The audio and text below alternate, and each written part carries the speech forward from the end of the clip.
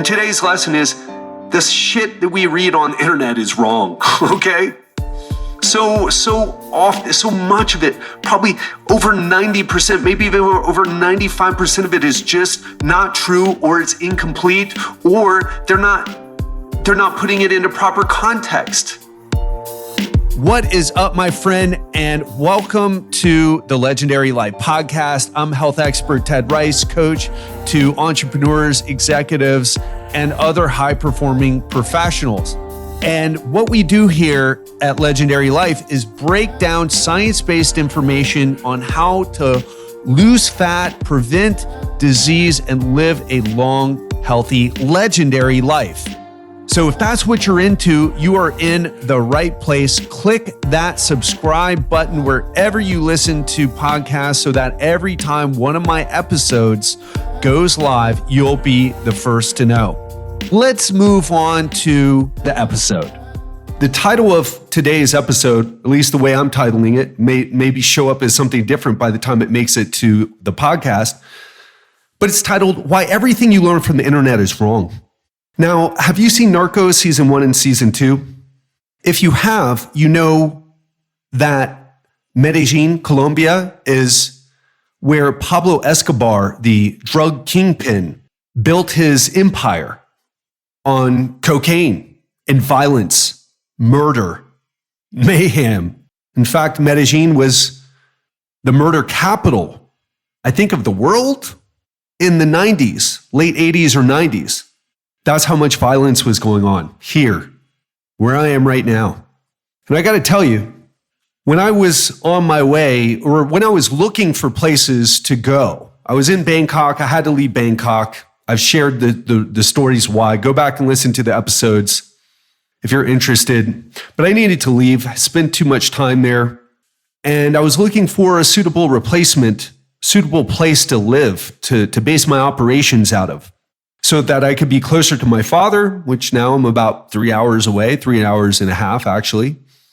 And also a place where I could have a good quality of life.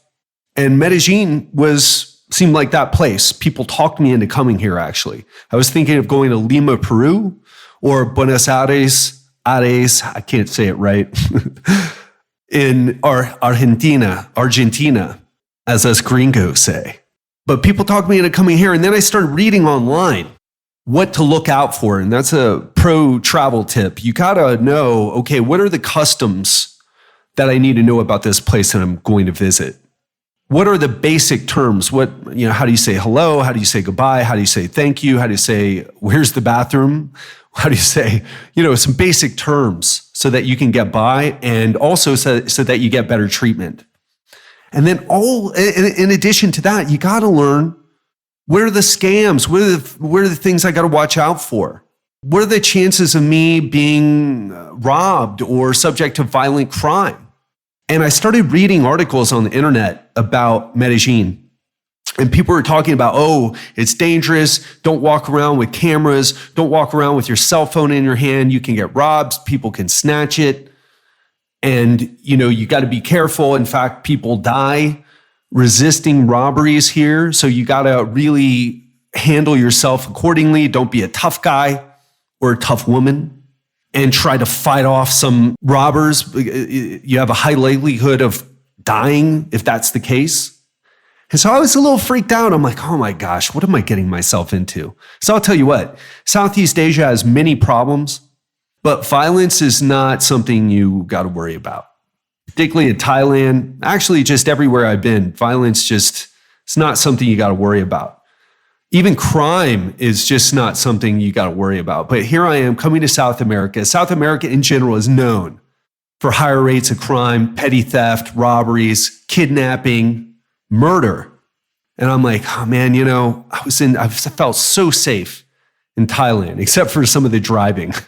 And here I am on my way to this place. I've read all these articles, even though people told me it was cool. I'm reading all these articles, and some of them are even sharing about their stories of being robbed. And then I get here, and I'm like, oh my gosh, these idiots on these blog posts was just wrong. It was just wrong. It was incomplete at best and absolutely wrong at worst.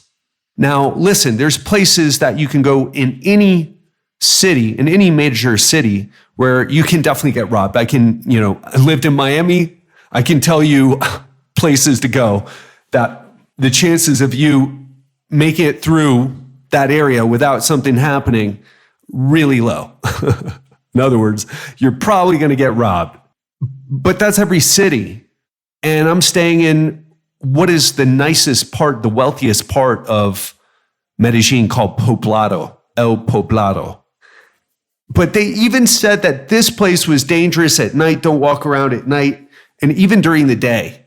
And the truth is, it really depends on where you're from. So for me, this is way safer than Miami, this place I'm in now. People are nice here. I don't feel threatened at all. And let me tell you, I'm a seasoned traveler. I'm not some person who's fresh off the boat. My situational awareness is highly honed, if for no other reason, just so I don't get run over in Southeast Asia. I mean, gosh, go look at crossing the road in Vietnam on YouTube. That's what I lived with for 6 weeks. So anyway, everything that I read about Medellin was wrong. The people are amazing. Actually, nobody said anything bad about the people here, but they're even more amazing. The food's amazing. The food quality is amazing. And the places where you can go to eat here are amazing. The malls are amazing. And you know what? It's super safe in this area. On my way here, I was like, how am I going to even be able to walk 10 minutes away to the place that I'm going to do my jiu-jitsu and Muay Thai at? Because I may get robbed. I may not make it there. And you know what? It is so overblown. And that brings me to today's lesson, in case you're wondering, like, where is this going, Ted? And today's lesson is the shit that we read on the internet is wrong, okay? So much of it, probably over 90%, maybe even over 95% of it is just not true, or it's incomplete, or they're not putting it into proper context. This place is probably very dangerous compared to, I don't know, some small town in America where everyone knows each other and the population's like a couple thousand people, because there's more traffic here.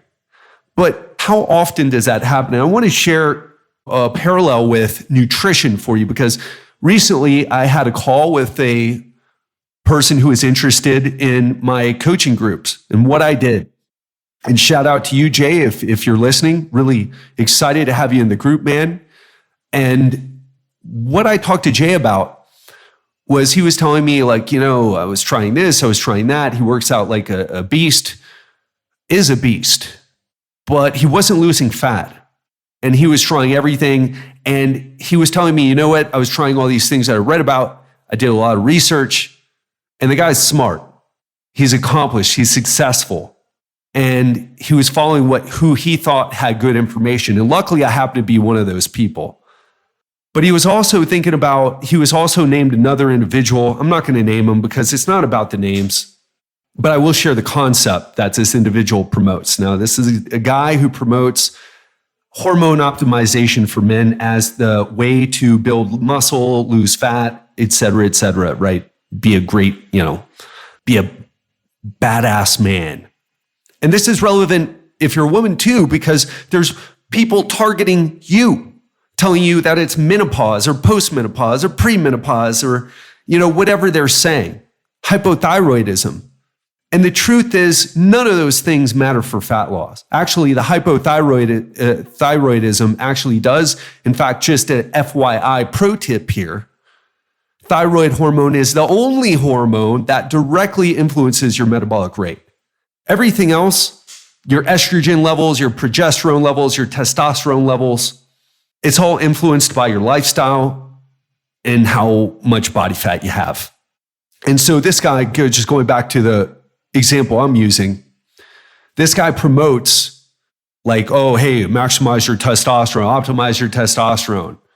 And testosterone optimization is so overrated. So overrated. If you're not hypogonadal, in other words, you're having an issue because you had a head trauma, a traumatic brain injury, if you had testicular trauma and you're not producing hardly any testosterone, maybe it's an issue. But if you're just a person who is normal and you're just fat, right, and out of shape, Or even if you're in great shape but have excess fat, that ain't your problem. Not even close. Not even in this ballpark. Not even in the same universe. It is just not true. How do I know this? Well, number one, it's not what the science says. And when I say science, I don't mean using fancy words. I'm talking about the people who do research. The research studies, they've tested all this stuff. We know what works. There's no confusion about it except for people who are trying to figure it out on the internet. You got to know who to learn from. And hey, I'm not even selling you. If you don't believe me, that's your problem. You've got to figure it out for yourself. So that's the big issue, right? Is so many people promote stuff. And so the science is really clear. And then secondly, I get results with everybody who I work with. Every single person. Now, some people get better results, some people don't get as good results, but is there anybody, even with who is postmenopausal, premenopausal, who had hypothyroidism? I've dealt with all those situations. None of them stopped any of my clients from losing fat. Your age doesn't stop you, your metabolism doesn't stop you, your hormones don't stop you. But guess what? There's a lot of people online who will sell you that it is. A lot of people. And some of them, to be honest, I understand. They sell you on that idea, and then they give you a good program that's based on, nothing about hormone optimization at all, because that hormone optimization thing's really overrated. Get healthy, and then your hormones balance themselves out normally. If you want to balance your hormones, lose that excess body fat. If you're a man and you're over 20% body fat, lose that excess body fat. Get your lifestyle handled. If you're a woman who over 30% body fat, lose that excess body fat. It ain't helping you. Regardless of what the other people on the internet say, the healthy at every size people say, love yourself, no matter how much you weigh. And I agree with that. Hey, because your weight isn't your worth. I can't stand fat shaming, but I also can't stand people who don't preach the truth. And the truth is, we know that excess body fat predisposes you to diabetes. In fact, that's the number one. It ain't carbs that cause diabetes. It's having excess fat. You've built up so much fat in your body and it's spilling over out of your fat stores and into your muscles and causing insulin resistance and eventually diabetes.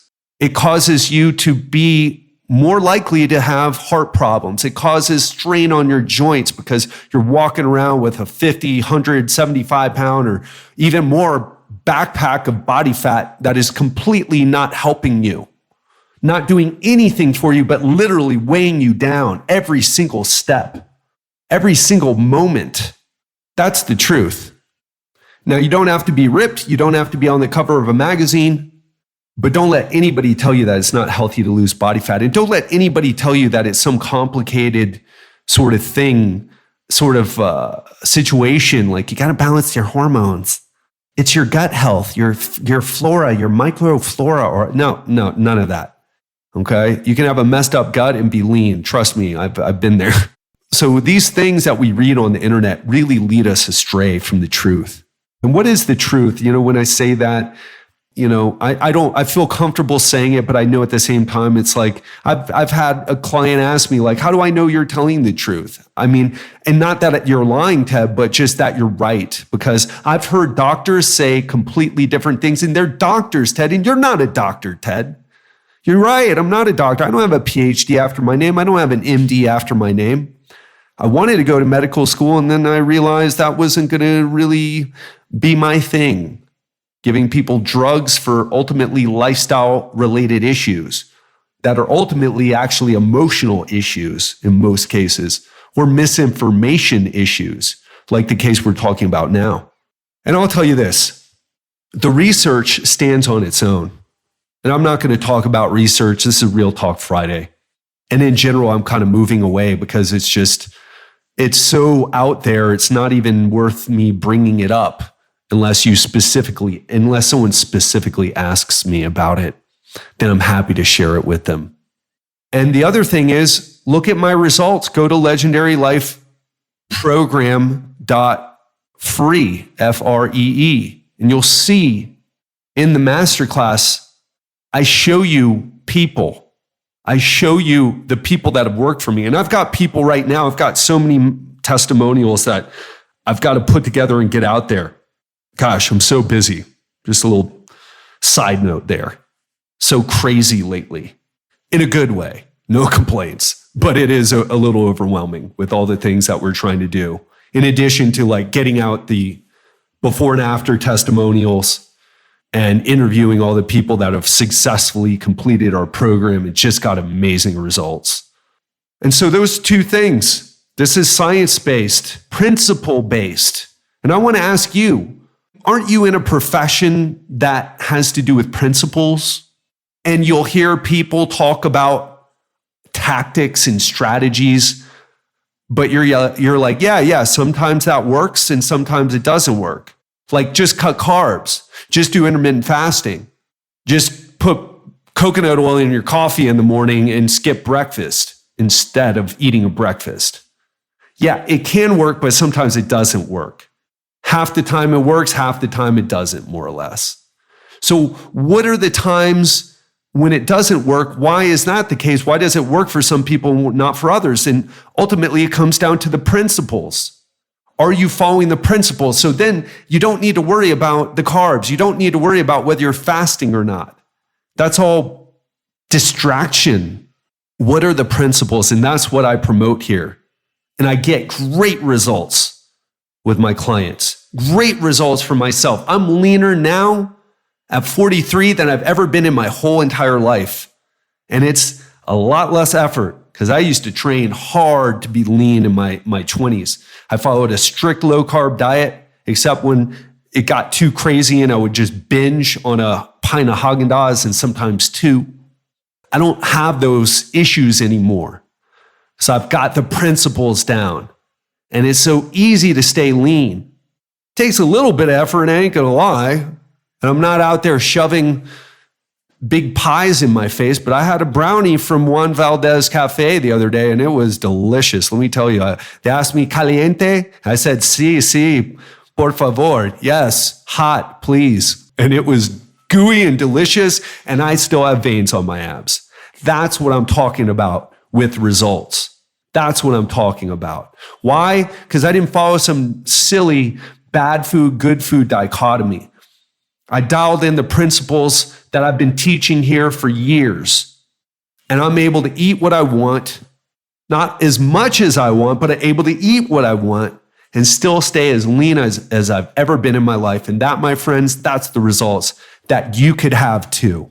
But you've got to figure out who to learn from. And I know you listen to me, but I know you listen to a lot of other podcasts. You get real confused, don't you? You're like, well, Ted said this, but this other guy who actually speaks much better and has a nicer voice and quotes more research and uses big sciencey words said that it's something else. Well, yeah, okay. It's up to you to figure it out.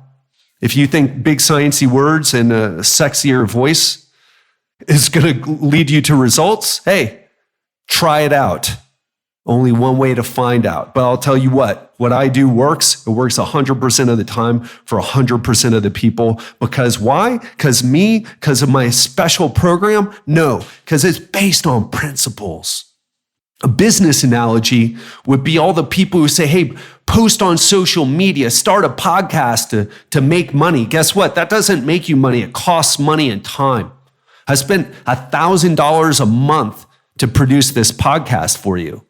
And I didn't make any money for the first few years because I was busy trying to figure out I thought I could just build a podcast and it would pay for itself. Well, guess what? That didn't happen. That's what John Lee Dumas was selling. And nothing against him. I mean, this podcast has been the foundation for everything good professionally in my life. But I'm saying you can't, the way he was selling it, like, hey, just start a podcast and you're going to make money, ain't true. Just post on social media all the time. It ain't true. What do you need? You need a service or a product that, people want and that gets results and people, rave about. And then you need to have some way to have those people reach out to you and engage with your brand. In other words, prospect, right? And then you talk to them in some way and build a relationship, and then they either buy from you or don't buy from you. But you can't just post on social media and have things happen. You can't just start a podcast or a YouTube channel and have that happen. And by the way, there's so many people doing that. So again, all comes down to principles, no matter if it's business, no matter if it's, what I do, no matter if it's what you do. Doesn't it all come down to the principles? What are those principles? And that's what I teach here. And that's why it gets such great results. That's why my program gets such great results. And I can't wait to share more of it with you. So the big lesson for you here is be careful about what you read on the internet, because it can lead you down some things where you think you're on the right track. You believe in the person who's telling you this stuff, but you don't have the results to show for it. And it doesn't need to be that way. So that concludes today's episode. A little bit longer than I wanted it to go, but again, important stuff. I've got a lot more to share with you. Hope you enjoyed today. And again, you know what to do if you want my help. If you feel like, well, I've got that stuff handled, Ted, I really need to just get my health handled. Well, you know where to find me. So with that said, have an amazing weekend. Think about what I've said today. And don't just think about it, apply it. Find ways to apply it in your life. And watch how your life starts to change. Watch how people start to treat you differently. Watch how your life starts to improve. That's what we want. That's what I want for you. And I know you want that too. We all want our lives to improve. We all want a better experience of life. And I just shared with you one of the biggest secrets, if you will, to get it. Love you. Have an amazing weekend and talk to you on Monday.